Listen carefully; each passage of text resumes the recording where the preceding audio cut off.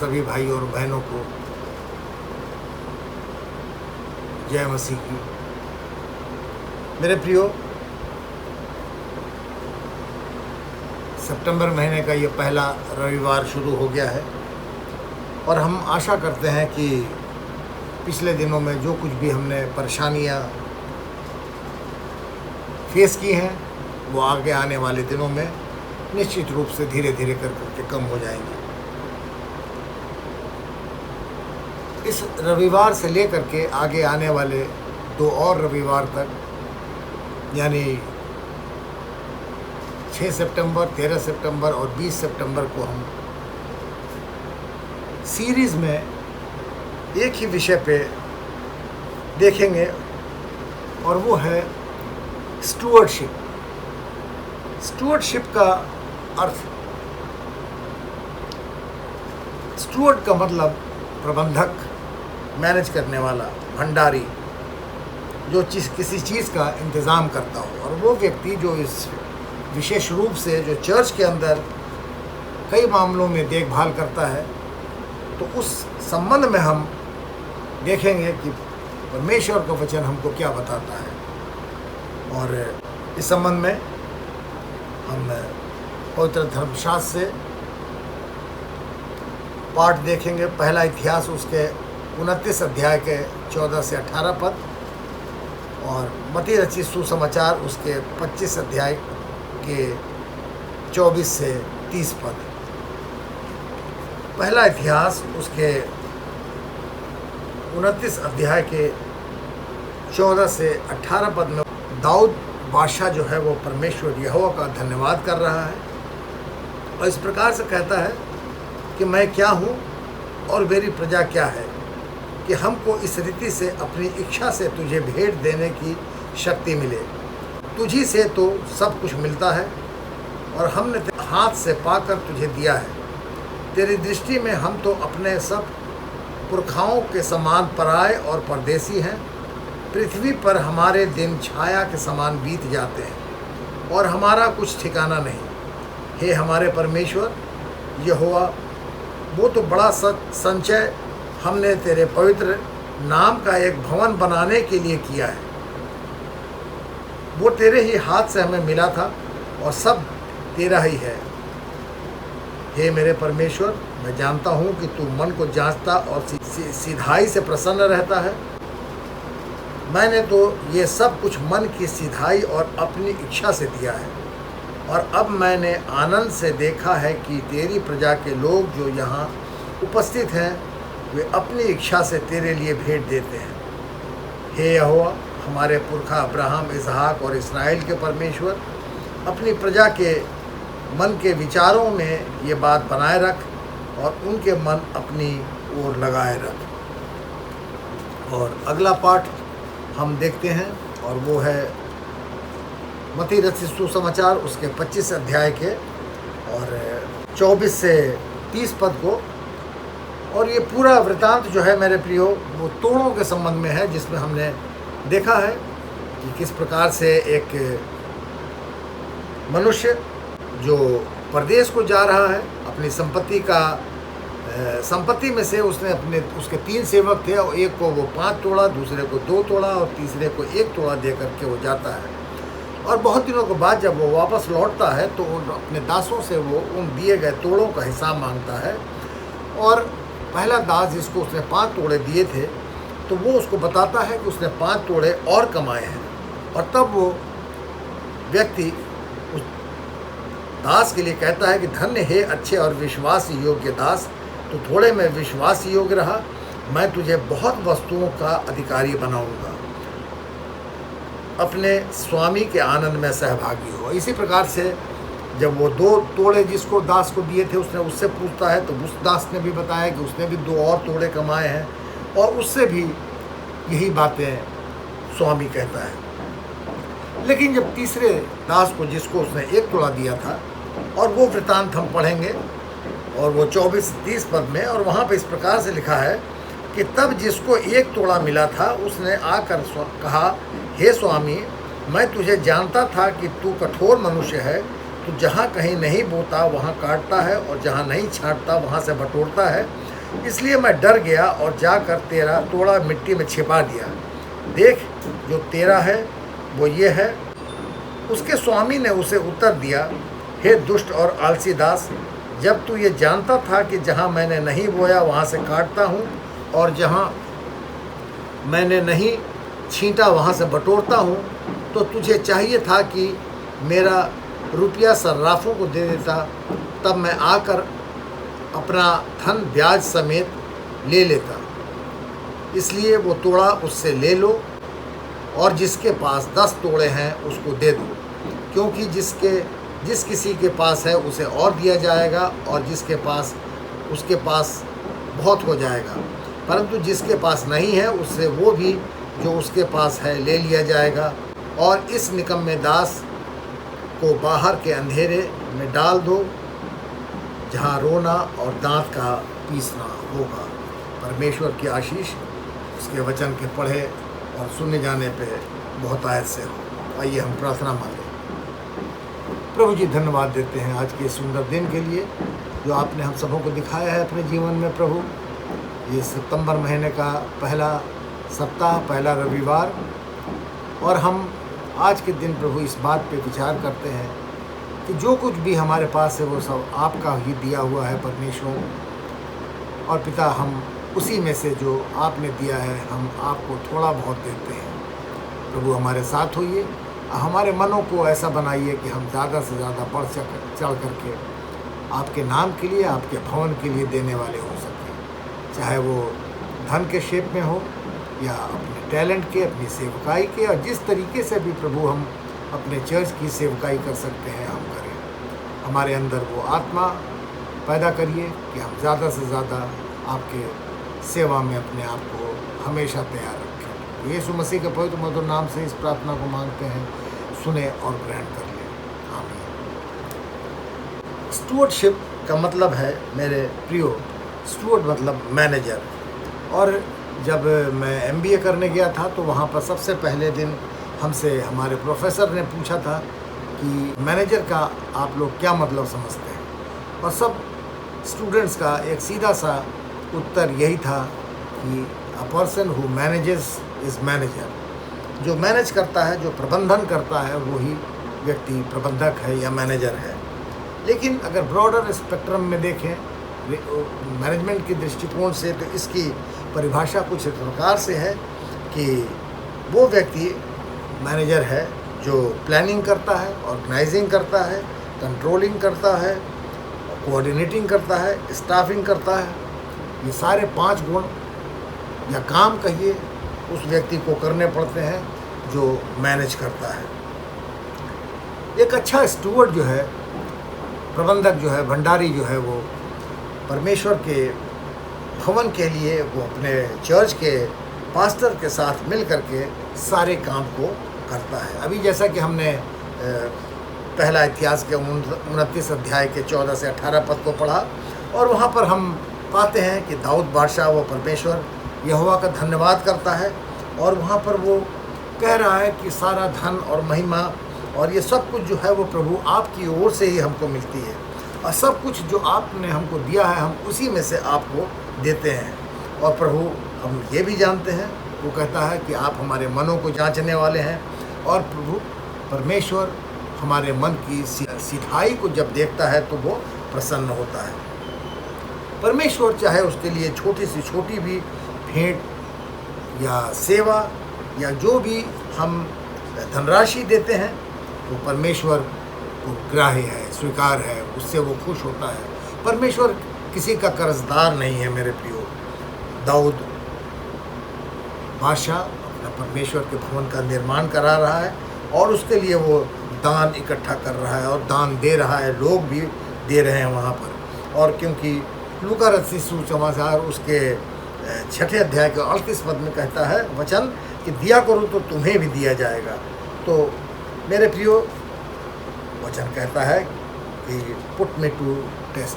परमेश्वर God says put me to test, मुझे आजमा करके देखो। मैंने आजमाया है मेरे प्रियो अपने जीवन में। एक बहुत बड़ा आजमाइश में मैं पड़ा, और एक बड़ा अमाउंट जो जल्दी देना संभव नहीं हो पाता, वो मैंने चर्च के लिए दे दिया बिना सोचे समझे। और उसका 10 गुना, 1 लाख का 10 लाख परमेश्वर ने अद्भुत रीति से मेरी सहायता की, जो मेरे काम में, जो एक बहुत बड़े काम में, बच्चे की शिक्षा में उसका उपयोग हुआ। हम जो कुछ भी अपना दान देते हैं मेरे प्रियो, कभी कभी हम सोचते हैं कि चर्च को हम जो पैसा देते हैं तो उसका मिसयूज़ हो रहा होगा, पता नहीं वो चर्च में किस प्रकार से उसका इस्तेमाल होता है, पास्टर उसका कोई मिसयूज़ ना कर लें या कोई उसको ग्रहण कबन ना कर लें, उसको खुद अपने पर्सनल इस्तेमाल में ना ले लें बजाय इसके कि चर्च को देने के। लेकिन मेरे प्रियो, हमको ये समझना चाहिए कि जब हम दान चर्च को दे देते हैं, चंदा देते हैं, और वो भेंट है, वो जब प्रभु का सेवक उसको वेदी के सामने ऊपर उठा करके परमेश्वर की ओर उसको ऑफर को समर्पित कर देता है, ऑफरिंग को, तो परमेश्वर उसको एक्सेप्ट कर लेता है। और एक बार ऐसा हुआ कि एक युवक था और उसने पास्टर से पूछा कि पास्टर साहब ये बताइए कि हम जो ये दान देते हैं, ये कैसे हम समझें कि ये परमेश्वर इस चीज़ को, इस दान को ग्रहण कर लेता है, इस भेंट को उसने ग्रहण किया है, क्योंकि ये तो पैसा सब यहीं का यहीं रखा रहता है। और पास्टर ने उसको, युवक को समझाने की गरज से कहा कि अच्छा तुम ऐसा करना कि मत्ती रचित सुसमाचार उसके 6 अध्याय के 9 से 13 पद में, जहाँ पे ऐ हमारे बाप की दुआ, हे हमारे पिता तू जो स्वर्ग में है, इस प्रार्थना को याद कर करके आना और मुझे बताना। और अगले संडे जब वो व्यक्ति आया वहाँ पर, तो उन्होंने उससे पूछा कि क्या तुमने वो प्रार्थना याद कर ली? तो उस लड़के ने कहा कि हाँ, मुझे प्रार्थना पूरी तरीके से याद हो गई है, हे हमारे पिता तू जो स्वर्ग में है। और उसने पूरी उस प्रार्थना को फटाफट पास्टर को सुना दिया। तो पास्टर ने जवाब दिया, देखो वो प्रार्थना ये बाइबल में यहाँ पे मत्ती 6 के 9 से 13 पद में लिखी हुई है, और वो तो यहीं बाइबल में ही लिखी हुई है, यहाँ से उसके शब्द जो हैं वो तो निकले नहीं। तो फिर कैसे ये समझा जाए कि वो प्रार्थना जो है वो तुमने ग्रहण कर ली, सीख ली, कंज्यूम कर ली? ये ठीक उसी प्रकार से है कि जब हम कोई धन परमेश्वर के चरणों में अर्पित करते हैं, तो उसका जो सूक्ष्म रूप है, माइक्रो रूप जो है, वो परमेश्वर उसको एक्सेप्ट कर लेता है, और उसका स्थूल रूप जो है, मैक्रो स्टेज जो है, वो रखा रह जाता है, जो कि हमारे चर्च के इस्तेमाल में काम में आता है। मेरे प्रियो, प्रभु के काम या उसके भवन के लिए किए जाने वाले काम को कभी भी, जो भी किया जा रहा है या दान दिया जा रहा है, उसके बारे में कभी भी दिल में अपने गलत धारणा ना लाएं। वचन संहिता उसके 24 अध्याय को पूरा पढ़ें, और उसके पहले पद में ही वचन कहता है कि पृथ्वी पर जो कुछ उसमें है यहोवा ही का है, जगत और उसमें निवास करने वाले भी। यानी इस पृथ्वी पर जितनी चीज़ें हैं, मनुष्य से लेकर के जीव जंतु से लेकर के, और जो कुछ भी खनिज पदार्थ और जो भी चीज़ वनस्पति, जीव जंतु, सब कुछ परमेश्वर का है, उसी के बनाए हुए, उसी के दिए हुए लोग हैं। और जो लोग इन सब चीज़ों पे अपना ध्यान लगाते हैं, यानी परमेश्वर का धन्यवाद करते हैं, निश्चित रूप से वो परमेश्वर से आशीष पाते हैं। और जो लोग व्यर्थ की बातों पे ध्यान देते हैं, निश्चित रूप से वो आशीष से वंचित रह जाते हैं। तो इस प्रकार की बातों को सोचना कि हम जो चंदा देते हैं या हम जो ऑफरिंग देते हैं, भेंट देते हैं, भेंट लाते हैं परमेश्वर के सामने, वो कौन लेता है, इस बारे में कभी भी नहीं सोचना चाहिए।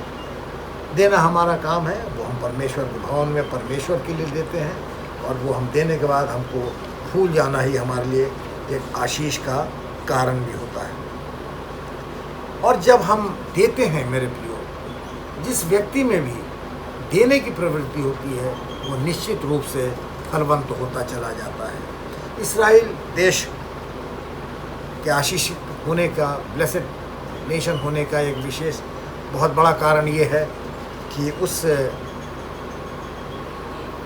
देश के एक ओर डेड सी है और दूसरी ओर सी ऑफ गलीली है, और सी ऑफ गलीली में 27 किस्म की मछलियाँ पाई जाती हैं जो कहीं दूसरे देशों में या दूसरी नदियों में नहीं मिलती, और उसके तट पे स्थानों पे विभिन्न प्रकार के पक्षी और पेड़ पौधे हैं, और सी ऑफ गलीली की तरफ बहुत ही खुशहाली है, जबकि डेड सी जो है उसकी तरफ सब कुछ मृत है, कुछ भी जीवित नहीं है।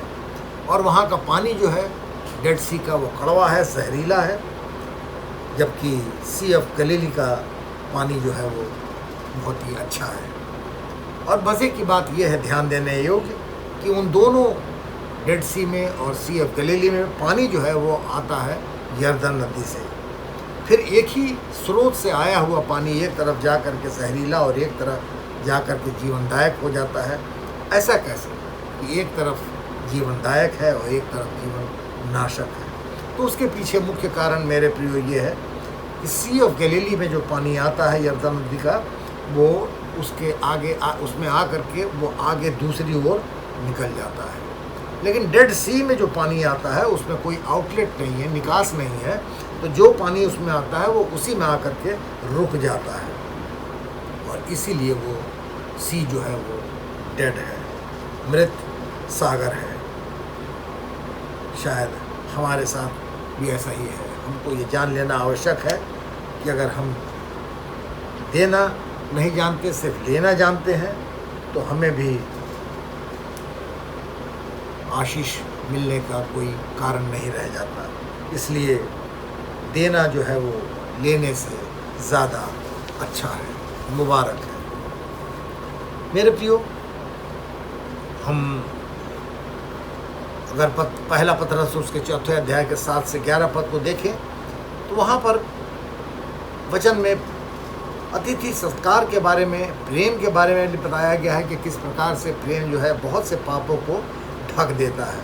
और पहला पतरस उसके 4 अध्याय के 9वें पद में अतिथि सत्कार के संबंध में विशेष रूप से लिखा गया है कि अतिथि सत्कार करो, और 10वें पद में कि जिसको जो वरदान मिला है वो उसे परमेश्वर के नाना प्रकार के अनुग्रह के भले भंडारियों के समान एक दूसरे की सेवा में लगाए। तो भले भंडारियों के समान, एक अच्छे स्टूअर्ड के समान एक दूसरे की सेवा में लगाए। तो हम सबों को एक दूसरे की सेवा के लिए हमेशा आना है सामने, और हमारे पास जो कुछ विद्या है परमेश्वर ने, चाहे वो जिस प्रकार टैलेंट का हो, वरदान पैसे का हो, सेवकाई का हो, या जिस समय देने का हो, या जैसा भी वरदान हमको परमेश्वर ने दिया है, वो हमको दूसरों की सेवा के लिए इस्तेमाल करना चाहिए। मेरे प्रियो, ऐसा कोई भी मनुष्य नहीं है जो बिल्कुल परफेक्ट हो। हर एक व्यक्ति में कुछ ना कुछ वीकनेस होती है, और ये वीकनेस इस प्रकार की भी होती है कि जब हम कुछ देते हैं तो हम चाहते हैं कि हम तुरंत अपनी उसका हमको रिटर्न मिले, तुरंत हमको वापस उसका, अगर हमने किसी के साथ भलाई की है तो हम चाहते हैं कि हमको तुरंत उसको उसके वापस में एवज़ में हमको कुछ मिल जाए। अगर हमने परमेश्वर के नाम पे कुछ किया है, अच्छा किया है, तो हम चाहते हैं कि परमेश्वर तुरंत हमको उसका रिटर्न दे, हमको आशीषित करे। हमको लेकिन नहीं मालूम होता, कभी कभी हम सोचते हैं जिस फॉर्म में हम चाहते हैं कि हमको ऐसा मिले, लेकिन वैसा ना हो करके इस तरीके से परमेश्वर हमको चीज़ें दे देता है जो हमारे सोचना, हमारी कल्पना से भी बाहर होती है। हम कभी कभी ऐसी बीमारी में होते हैं जो सोचते हैं कि कभी ठीक नहीं होगी, हमको चंगाई मिल जाती है। हम बहुत निराश होते हैं कि हमारे पास नौकरी नहीं होती और हमको अद्भुत रीति से नौकरी मिल जाती है। कभी कभी हम शादी नहीं होने के कारण निराश होते हैं और अद्भुत रीति से जोड़े बन जाते हैं। कभी कभी हमारे ऊपर इतना ज़्यादा लोन हो जाता है, कर्ज हो जाता है कि हम नहीं समझ पाते कि किस प्रकार से ये लोन उतरेगा, लेकिन वो लोन अद्भुत रीति से व्यवस्था हो करके पैसे की वो उतर जाता है। तो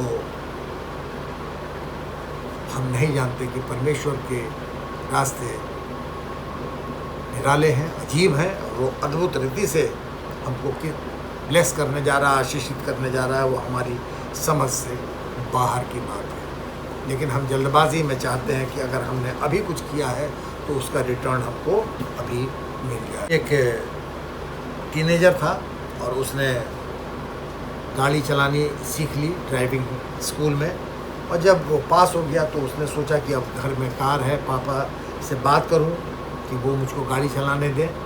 तो वो अपने पापा से एक दिन कहने लगा कि पापा मुझे आपसे गाड़ी के संबंध में बात करनी है चलाने के लिए, क्योंकि मैंने ड्राइविंग टेस्ट पास कर लिया है, मेरा लाइसेंस बन गया है। तो उसके पिता ने उससे कहा कि बेटा ठीक है, लेकिन मेरी 3 शर्तें हैं तुम्हारे सामने, और वो ये हैं कि मैं तुमको अगले 1 क्वार्टर का 3 महीने का समय देता हूँ, और इन 3 महीने में तुम 3 बातें कर करके दिखाओ। पहली बात कि तुम अपने क्लास में पढ़ाई में अपने ग्रेड को इम्प्रूव करोगे। जो तुम्हारा C ग्रेड आता है वो अब B ग्रेड आना चाहिए। और मैं देखना चाहता हूँ कि अब तुमने बाइबल भी पढ़नी शुरू कर दी है। और उसके बाद मैं तीसरी चीज़ चाहता हूँ कि तुमने ये जो बाल बड़े बड़े अपने बढ़ा रखे हैं इसको तुम कटवा लो। और जब 3 महीने बीत गए तो वो लड़का अपने पिता के पास आया, तो पिता ने उससे कहा कि हाँ ठीक है, मैं बहुत खुश हूँ कि मैंने देखा कि तुमने अपने ग्रेड को इम्प्रूव कर लिया है, अब तुम C से B ग्रेड में आ गए हो, और मैंने ये भी देख लिया है कि तुमने बाइबल भी पढ़नी शुरू कर दी है। लेकिन एक बात से मैं अभी भी बहुत निराश हूँ, और वो बात ये है कि तुमने अपने बाल नहीं कटवाए हैं। तो वो लड़का जो था अपनी बात से पापा को ये दलील दे करके संतुष्ट करना चाह रहा था, और उसने कहा कि पापा मैंने बाइबल पढ़ी तो मैंने वहाँ पाया कि सैमसन के बाल भी जो थे वो बढ़े हुए थे, जॉन द बैप्टिस्ट उसके बाल बड़े थे, मोसेस के बाल बड़े थे, और तो और जीसस के भी बाल बड़े थे, लंबे बाल थे। तो इसीलिए मैंने भी बाल नहीं कटवाए। तो पिता ने उस बच्चे को एक बड़ा अच्छा सा जवाब दिया, जो मेरे विचार से आप सबों को भी बहुत अच्छा लगेगा। और पिता ने उससे कहा कि did you notice that they all walked everywhere they went. क्या तुमने ये ध्यान दिया, तुमने ये भी ध्यान दिया होगा कि वो सारे व्यक्ति जिनके बाल बड़े थे, जिनके बारे में तुमने बताया, वो सभी जहाँ भी जाया करते थे वहाँ वो पैदल जाया करते थे, उनको गाड़ी की ज़रूरत नहीं होती थी। तो मेरे प्रियो, हमारे साथ कभी कभी ऐसा ही होता है कि हम चाहते हैं कि हम परमेश्वर की इच्छा के अनुसार वेट ना करें कि हमको उसकी मर्ज़ी से, उसके समय से हमको आशीष मिले, वो चीज़ें मिलें, लेकिन हम चाहते हैं कि तुरंत हमारे हिसाबों से हमको आशीष मिल जाए, तुरंत का तुरंत, अभी का अभी हमको मिल जाना चाहिए। जैसा कि अभी मत्ती रचित सुसमाचार उसके 25 अध्याय के 14 से 30 पद, लेकिन उसमें से पढ़े गए अंश 24 से 30 पद को आपने सुना, ध्यान दिया होगा। और वहाँ पे हमने देखा कि किस प्रकार से वो तोड़ों के मल्टीप्लिकेशन के बारे में वचन में बताया गया है कि किस प्रकार से वो तोड़े मल्टीप्लाई करते हैं। और वो तोड़ों का एग्जाम्पल जो है वो हमारी आशीषों के मल्टीप्लिकेशन को दर्शाता है। उसमें उसका उद्देश्य यही है कि किस प्रकार से अगर हम परमेश्वर के दिए गए तोड़ों को इस्तेमाल करते हैं तो वो उसको बढ़ाता चला जाता है। अभी आने वाले दिनों में, अभी सितंबर का महीना चल रहा है और अक्टूबर नवंबर ऑनवर्ड्स चर्चेस में एक्टिविटीज़, अगर खुदा ने चाहा कि ये सब बीमारी का प्रकोप और ये सब चीज़ें धीरे धीरे कम हो जाएंगी, तो हम सब क्रिसमस की तैयारी में मशगूल हो जाएंगे, तैयारी में लग जाएंगे। और चर्च का हर एक विंग, चाहे वो संडे स्कूल हो, चाहे MYF हो, यूथ फेलोशिप हो, मेन फेलोशिप हो, WFCS हो, WSCS हो, ये सारे विंग्स जो हैं वो एक्टिव हो जाते हैं और सब अपनी तैयारी में लग जाते हैं ताकि वो अपने टैलेंट को दिखा सकें कि वो अच्छा से अच्छा परमेश्वर के भवन में परफॉर्म कर सकें। 3 प्रकार के लोग हम ऐसे समय में पाते हैं। कुछ लोग तो ऐसे होते हैं जो शांत रह करके चुपचाप कुछ ना कुछ करते रहते हैं चर्च की बेहतरी के लिए, और कुछ लोग ऐसे होते हैं जो कुछ भी नहीं करते, बिल्कुल नेगेटिव माइंड के हैं, जो कि अपने आप में बहुत गलत बात है। और कुछ लोग ऐसे होते हैं जो अंदर से इतना जलन रखते हैं कि वो सिर्फ काट छांट करने में लगे रहते हैं, वो सिर्फ कमियां निकालते रहते हैं कि अगर मैं होता, मैं ऐसा करता तो मैं ऐसे कर देता, वैसा कर देता। करते कुछ नहीं है, लेकिन सिर्फ कमियां निकालना उनका काम होता है। मेरे प्रियो, ऐसे लोग जो हैं, जैसा कि प्रकाशित वाक्य उसके 3 अध्याय के 15 और 16 पद में कहा है वचन ने कि तू न ठंडा न गर्म बल्कि गुनगुना है और प्रभु उसको उगलने पे है। तो ऐसे लोग किसी भी प्रकार के उपयोग के नहीं होते। मेरे प्रियो, हमारी संरचना अद्भुत रीति से हुई है। हम में से हर एक जन जो है वो अपने आप में यूनिक है। हर एक मनुष्य का डीएनए एक दूसरे से अलग है। हर एक व्यक्ति को परमेश्वर ने जो रचा है, बनाया है, उसको बनाने के बाद उसकी जो सांचा है उसको उसने तोड़ दिया, क्योंकि एक भी व्यक्ति दूसरे व्यक्ति के साथ मेल नहीं खाता। कुछ ना कुछ उसके शरीर का अंतर होता ही होता है, चाहे चेहरा कितना भी मिल जाए, लेकिन और कुछ ना कुछ डिफरेंस उसमें होगा ही होगा। हमारे परिवार में तमाम तरीके के लोग होते हैं। एक ही परिवार के अंदर अगर देखिए तो माता पिता और उनके जो बच्चे होते हैं, तो उसमें कोई इंट्रोवर्ट होगा, कोई एक्सट्रोवर्ट होगा, तो कोई बहुत सलीके वाला होगा, सुगड़ होगा, कोई बहुत फुहड़ होगा, सारी चीज़ों को छितरा बितरा करके फेंक देता है। कोई बहुत शांत होगा तो कोई झगड़ालू होगा, कोई बहुत क्रूर होगा तो कोई दयावान होगा, कोई बिल्कुल अकेले रहने वाला पसंद करता है तो कोई साथ साथ हमेशा सामूहिक रूप से रहना पसंद करता है। लेकिन मेरे प्रियो, व्यक्ति कैसा भी हो, उसे परमेश्वर ने अपनी महिमा के लिए बनाया है, और परमेश्वर अपनी महिमा के लिए उसको इस्तेमाल भी करता है। चाहे वो कितने भी उसके अंदर डिफरेंसेस हो, उसको ये सारे डिफरेंसेस जो बनाए गए हैं वो बैलेंस करने के लिए बनाए गए हैं। अगर कोई बहुत लंबा है तो उसकी जगह पे कुछ शॉर्ट हाइट के भी लोग बनाए गए हैं। कोई काला है तो उसके सामने गोरे बनाए गए हैं, सांवले, ताकि इस तरीके से बैलेंस हो सके, बड़ा छोटा इस तरीके से। इसी तरीके से बाइबल में हम अलग अलग कैरेक्टर्स पाते हैं। जैसे कि हम पतरस को पाते हैं कि वो बड़ा आशावादी था, वहीं पे पौलुस को हम पाते हैं कि वो बड़ा गुस्सैल था। तो यिर्मयाह के बारे में देखें तो बड़ा उदासीन रहता था। तो ये सब अलग अलग भिन्न भिन्न प्रकार के कैरेक्टर हर एक व्यक्ति के परिवार में होते हैं। दूसरी बात हम देखते हैं भजन संहिता 139 उसके 13 से 14 पद में वचन कहता है, मेरे मन का स्वामी तू है और तूने मुझे माता के गर्भ में रचा है। और आगे निर्गमन के पुस्तक उसके 31 अध्याय के 3 से 5 पद में, यहोवा इंसान को अपनी आत्मा से बुद्धि, प्रवीणता, ज्ञान और सब प्रकार के कार्य की समझ देने वाली आत्मा से परिपूर्ण करता है, जिससे वो कारीगरी के काम बुद्धि से करे। तो परमेश्वर ब्लेस करता है कि जो भी व्यक्ति है अपने स्किल में डेवलप करता चला जाए और उसमें अपने स्किल में निपुण होकर के अपने काम को अच्छी तरीके से करे। और पहला कुरिन्थियंस 12 अध्याय के 4 से 6 पद में विभिन्न प्रकार के वरदान देने के बारे में बताता है, और ये कि ये वही एक आत्मा करता है और जिसे चाहे वो बांट देता है। तो ये आत्मा जो है वो वही सबको विभिन्न प्रकार के वरदान दे देता है, बांट देता है कि तुमको क्या करना है, क्या हर एक व्यक्ति के लिए अलग अलग वरदान दिए गए। इसी प्रकार जैसे कि बाइबल में हम पाते हैं विभिन्न प्रकार के अलग अलग लोग, कोई भवन बनाने वाले कारीगर थे, तो कोई बहुत अच्छे एडमिनिस्ट्रेटर थे, तो कुछ नाव बनाने वाले बहुत अच्छे थे, कुछ रोटी बनाने वाले थे, कुछ फार्मर्स थे, किसान थे, मछुआरे थे, और शिक्षक थे, टीचर्स थे, और सिलाई करने वाले, तंबू बनाने वाले, अलग अलग प्रकार की स्किल लोगों के अंदर थी। तो मेरे प्रिय परमेश्वर ने हमको बहुत सी योग्यताएं दी हैं, और वो जब हमको चाहता है हमें अपने पास बुलाता है, लेकिन अपनी योग्यताओं को जब तक हम नहीं चाहते, उसका इस्तेमाल हम परमेश्वर के लिए नहीं करते।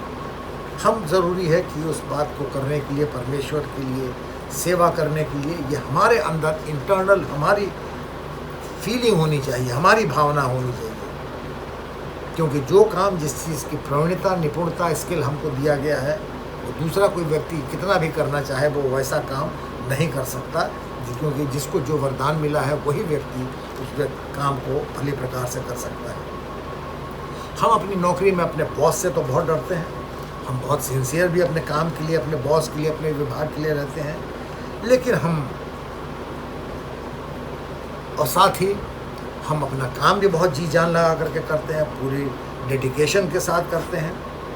लेकिन जब चर्च का काम को करने की बात आती है तो फिर हम उसमें अगर मगर और बहाने बनाना शुरू कर देते हैं, जो सर्वथा गलत बात है। हम जो पैसा कमाते हैं, रोज़ी रोटी जो हमको मिली है वो परमेश्वर की देन है, उसकी वजह से हमको मिली है। ये बिल्कुल हमारे दिमाग में क्लियर रहना चाहिए, स्पष्ट रहना चाहिए कि हम कभी भी ये ना सोचें कि हम अपने बदौलत इन सब चीज़ों को हमने प्राप्त किया है, क्योंकि रोज़ी रोटी देने वाला परमेश्वर है। तो मेरे प्रियो, ज़रूरी है कि हमको जो कुछ भी वरदान परमेश्वर की ओर से मिला है उसको हम उसके लिए हमेशा इस्तेमाल करने के लिए तैयार रहें, एक अच्छे सेवक के नाते, भंडारी के नाते। व्यवस्था विवरण उसके 8 अध्याय के 18 पद में यह वचन कहता है, तू अपने यहोवा को याद रखना, क्योंकि वही तुझे संपत्ति प्राप्त करने की सामर्थ्य देता है। तो ये धन संपत्ति जो कुछ भी हम कमाते हैं, ये सब यहोवा के द्वारा ही हमको वो बुद्धि मिलती है, समझ मिलती है कि किस प्रकार से हम सही ढंग के पैसे को, सही प्रकार से पैसे को एक आशीष के रूप में प्राप्त कर सकते हैं। मेरे प्रियो, स्टेट फूड कॉरपोरेशन, जिसमें मैं जोनल मैनेजर रिटायर हुआ, मैंने 33 साल वहाँ नौकरी की, और परमेश्वर की ये मेरी गवाही है कि परमेश्वर ने मेरी सहायता की कि मैं वहाँ से बिल्कुल बेदाग अपनी पूरी नौकरी को कर करके निकला। तो परमेश्वर अपने लोगों को जो उसके नज़दीकी में अपने जीवन को जीते हैं, उनकी सहायता हमेशा करते हैं। लेकिन इसका मतलब ये भी नहीं है मेरे प्रियो कि अपने जीवन में जो प्रभु के कार्य के लिए अगर करना चाहें या जो करते हैं तो उसके सामने उनके रुकावटें नहीं आती हैं, वो आएंगी, आती हैं, लेकिन फिर भी बरकतों की बारिश जो है वो होती ही रहेगी। कोई भी उन बरकतों की बारिश को होने से रोक नहीं सकता, चाहे कितनी भी परेशानी आए, दिक्कतें आए, परमेश्वर हमको आशीष देता है। चौथी बात, हमें ये ध्यान रखना चाहिए कि जो कुछ हमको धन मिला है तो उस धन को देख करके कहीं ऐसा ना हो कि हम परमेश्वर को भूल जाएं। परमेश्वर को किसी भी दशा में हमको नहीं भूलना है। मलाकी की पुस्तक उसके 3 अध्याय के 8वें पद में वचन कहता है, क्या मनुष्य परमेश्वर को धोखा दे सकता है? तुम पूछते हो हमने कब धोखा दिया। तो हम अगर सोचते हैं कि हमको बहुत धन मिल गया है और अब हम खुद मुख्तार हैं, परमेश्वर से कोई मतलब नहीं है, तो क्या हम परमेश्वर को धोखा दे सकते हैं? मलाकी 3 अध्याय के 17-18 पद में वचन कहता है, परमेश्वर की सेवा करने वाला धर्मी और न करने वाला दुष्ट कहलाएगा। तो जो परमेश्वर की सेवा करता है वो धर्मी कहलाएगा। इब्रानियों की पुस्तक उसके 13 अध्याय के 21 पद में वचन कहता है, यीशु तुम्हें हर भली बात में सिद्ध करे जिससे तुम उसकी इच्छा पूरी करो, और जो उसे भाता है उसे पूर्ण करो। तो जो परमेश्वर को अच्छा लगता है उसको हमको पूरा करना है। पहला पत्रस उसके 4 अध्याय के 10वें पद को, जो हमने पहले भी अभी सुना, कि जिसको जो वरदान मिला है वो परमेश्वर के नाना प्रकार के भंडारियों के समान एक दूसरे की सेवा में लगा है। तो नाना प्रकार के भंडारियों के समान, जो अलग अलग टैलेंट हमको दिए गए हैं, जिसके हम मैनेजर हैं, स्टूवर्ड हैं, तो हम उसको एक दूसरे की सेवा में लगाएं। कोशिश करें कि हम दूसरों की मदद जितनी कर सकते हैं, चाहे हमारी जितनी भी क्षमता हो, जो कुछ भी हमको परमेश्वर ने दिया है उसको हम अपनी कलीसिया की, अपनी चर्च की सुंदरता के लिए उस सेवकाई को इस्तेमाल करें। जितनी हमारी क्षमता है उस क्षमता के अनुसार हम परमेश्वर की मदद करें, उसके भवन के लिए देने की इच्छा हमारी होनी चाहिए। हमारे अंदर ये भावना होनी चाहिए कि हम देना चाहते हैं। मेरे प्रियो, एक छोटा बच्चा था, एक बार वो आइसक्रीम खाने गया और दुकान पर जा कर के उसने उस दुकान काउंटर पे पूछा, वो संडे आइसक्रीम खाना चाहता था और उसने पूछा कि संडे आइसक्रीम कितने की है। तो जो आइसक्रीम बेचने वाली महिला थी उसने कहा कि वो 50 रुपये की संडे आइसक्रीम है। तो उसने अपने जेब से पैसे निकाले, थोड़े बहुत जो टूटे टाटे उसके पास पैसे थे, एक एक कर गिनने लगा। टाइम लग रहा था, पीछे लोगों की लाइन लगी हुई थी, तो लोग शोर मचाने लगे, जल्दी करो जल्दी करो। तो गिन करके उसने पूछा उससे आइसक्रीम बेचने वाली काउंटर की लड़की से कि और इससे सस्ती वाली वनीला कितने की है। तो उस लड़के ने कहा कि वनीला 35 रुपये की है। तो उसने कहा कि ठीक है, आप हमको 35 रुपये वाली वनीला आइसक्रीम दे दीजिए। और उसके बाद वो मेज़ पे अपने जा कर के आइसक्रीम लेके बैठ गया और जा कर के उसने आइसक्रीम खाई और उसके बाद वहाँ से वो चला गया। उस लड़की ने उससे जब पूछा, जब वो पैसे दे रहा था, उसने पूछा क्या तुम्हारे पास 50 रुपये नहीं है संडे खाने के लिए? उसने कहा नहीं, 50 रुपये हैं, लेकिन फिर भी मुझे वनीला 35 रुपये वाली ही खानी है। और 35 रुपये की आइसक्रीम खा करके पेमेंट कर करके जब वो वहाँ से चला गया, और जब वो महिला वहाँ से जो वेटर जो थी मेज़ को क्लीन करने के लिए आई, वहाँ से प्लेट वगैरह उठाने के लिए, तो उसने देखा कि उस छोटे बच्चे ने 15 रुपये जो उसके एक्स्ट्रा बचे थे उस वेटरेस के लिए एज टिप रख दिए थे। वो बच्चा चाहता तो पूरा का पूरा 50 रुपये का एक आइसक्रीम खा करके ख़त्म कर देता और मुँह पोंछ के चला जाता, लेकिन उस बच्चे की देने की नीयत थी कि वो चाहता था कि खाने के बाद वो जो उसके वेटर है उसके लिए भी कुछ छोड़ के जाए, टिप दे करके जाए। और उसने वो 50 रुपये का 15 रुपये का दान उस वेटर के लिए, वेटरेस के लिए वहाँ मेज़ पे रख दिया। तो मेरे प्रियो, परमेश्वर हमारी नीयत को देखता है। ये तोड़ों का दृष्टांत भी जो है वो हमको यही दिखाता है कि हम परमेश्वर पे कितना भरोसा करते हैं, हम कितना उसको देना चाहते हैं। वो हमारा स्थान, हमारी सेवा, हमारी जीवन की विश्वास योग्यता पर निर्भर करेगा। ये तोड़े का अर्थ पृथ्वी पर रहते हुए परमेश्वर की सेवा करने की हमारी योग्यताएं, समय, संसाधन और अवसर हैं। परमेश्वर इन्हें एक ऐसे विश्वास के रूप में मानता है जिनका बुद्धिमानी पूर्वक यथासंभव प्रयोग करना हमारा उत्तरदायित्व है। तो बहुत समझदारी के साथ हमको हमारा समय, हमारा ध्यान, हमारी जो कुछ भी टैलेंट, सेवकाई है, वो सब कुछ करना चाहिए। मत्ती रचित सुसमाचार उसके 25 अध्याय के 29 पद में वचन कहता है कि क्योंकि जिस किसी के पास है उसे और दिया जाएगा और उसके पास बहुत हो जाएगा, परंतु जिसके पास नहीं है वो भी उसके पास जो है ले लिया जाएगा। बहुत से लोग इस बात को नहीं समझ पाते कि हमारी समझ में भी नहीं होता इसका क्या मतलब हुआ कि जिसके पास नहीं है या थोड़ा होता है उससे जो है वो भी ले लिया जाएगा। लेकिन ऐसा है मेरे प्रियो। और एक मैं आपको घटना बताता हूँ और इससे आप समझ पाएंगे कि सचमुच में हमारी मानसिकता ऐसी होती है कि जो कमज़ोर है या जिसके पास नहीं है उसके पास जो है थोड़ा बहुत वो भी उससे ले लो। एक बार एक बंजारा टाइप के पति पत्नी थे और रास्ते में उनको जब वो जा रहे थे तो शाम हो गई, एक जगह रुक गए और जब उन्होंने डेरा डाला तो पत्नी ने अपने पति से यही बात पूछी कि ये बात मेरी समझ से बाहर है कि जिसके पास नहीं है उससे वो भी ले लिया जाएगा और जिसके पास है उसको दिया जाएगा। तो उसके पति ने उससे कहा कि ठीक है, तुम्हारे सवाल का जवाब भी मिल जाएगा, मैं तुमको बताता हूँ। ऐसा करो कि अब शाम हो गई है, खाने का समय हो गया है, खाना बनाने का, तो तुम कुछ ईंटें ले आओ ताकि उससे हम चूल्हा बनाएं, चूल्हा बना करके खाना बनाने की तैयारी करें। और फिर वो स्त्री वहाँ थोड़ी दूर पे गई जहाँ एक मकान बन रहा था, तो वहाँ नई ईंटें रखी हुई थी बनाने के लिए, लेकिन उसी के बगल में एक मकान टूटा था जो तोड़ करके गिराया जा रहा था। तो उसने वहीं से कुछ ईंटें उठाई और ला करके चूल्हा बनाया और खाना बना करके पति के साथ खाने के लिए बैठ गई। और जब खाने के लिए बैठी तो पति ने उसने अपनी पत्नी से कहा कि उम्मीद है कि तुमको तुम्हारे प्रश्न का उत्तर मिल गया होगा। तो पत्नी बड़ी पजल्ड हो गई। उसने कहा कि कैसे उत्तर, क्या मिल गया, मैं समझी नहीं, मुझे तो उत्तर नहीं मिला।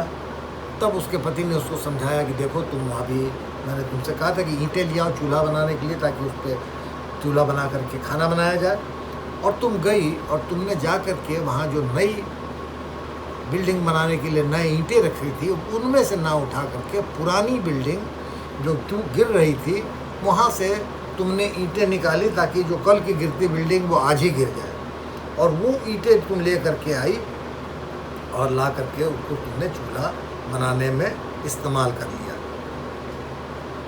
तो मेरे प्रियो, ये सत्य है कि जो जिसके पास नहीं है उससे जो है उसके पास वो भी नहीं ले लिया जाएगा, और जिसके पास है उसके पास उसको दे दिया जाएगा। इसलिए जो तोड़ा हमको दिया है परमेश्वर ने, उस तोड़े को हम बहुतायत से परमेश्वर के लिए इस्तेमाल करें।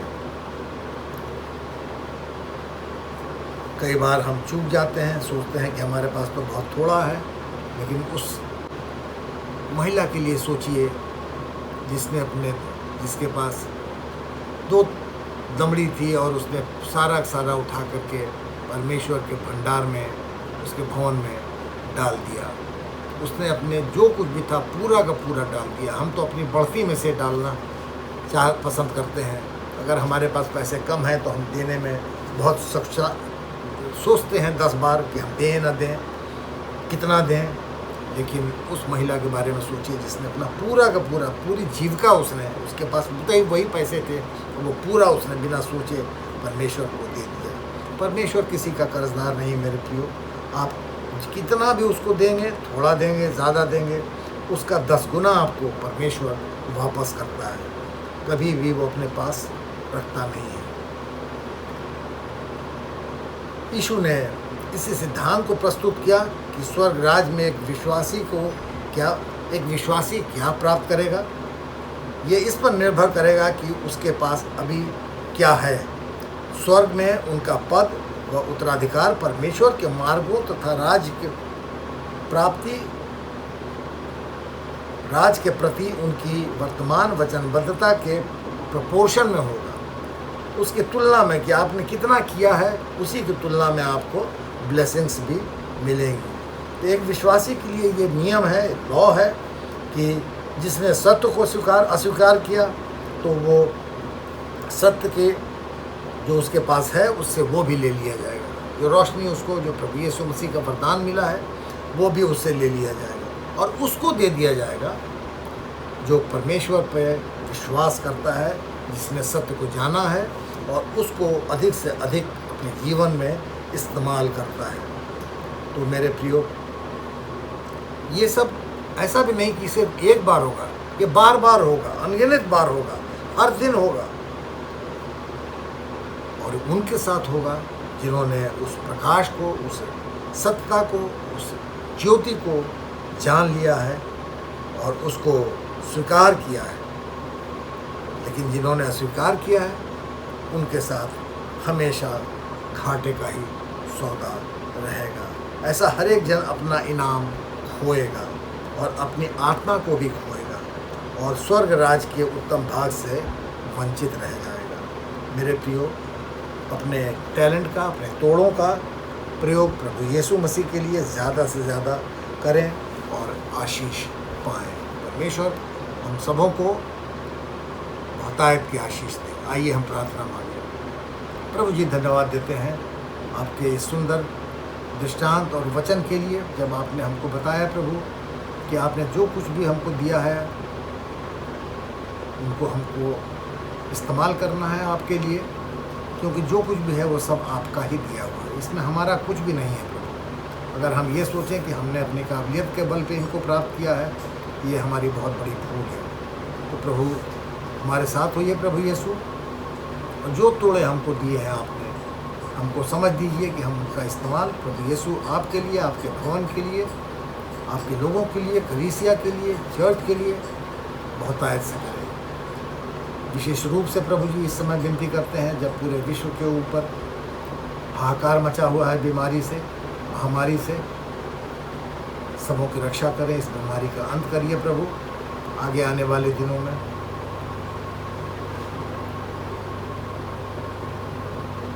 और ख़ास तौर से उनके लिए विनती करते हैं जो आपके नाम से बीमारों की सेवा में लगे हुए हैं, medical staff, non medical staff, doctors, nurses, paramedicals, technical, सारे लोग, एडमिनिस्ट्रेटिव स्टाफ, पुलिस के लोग, एक एक जन के साथ हुई है, सबों की सहायता करिए। जाने अनजाने जो कुछ भी भूल हुई है उसके लिए हम आपसे क्षमा मांगते हैं। हमें से हर एक के साथ हुई है प्रभु, हम सबों को एक बहुत अच्छा स्टूवर्ड बनाइए प्रभु, होने दीजिए कि हम अपने चर्च के प्रबंधन के लिए, अपने कलीसिया के लिए जो कुछ भी सेवकाई, जो वरदान आपने हमको दिए हैं उसका उपयोग बहुतायत से, अधिकाई से कर सकें। जाने अनजाने हमसे जो कुछ भी भूल चूक खताएँ हुई हैं उनको क्षमा करें। इस प्रार्थना को प्रभु यीशु मसीह के पवित्र मधुर नाम से मांगते हैं, सुने और ग्रहण कर लें। आमीन, आमीन। जय मसीह, जय मसीह।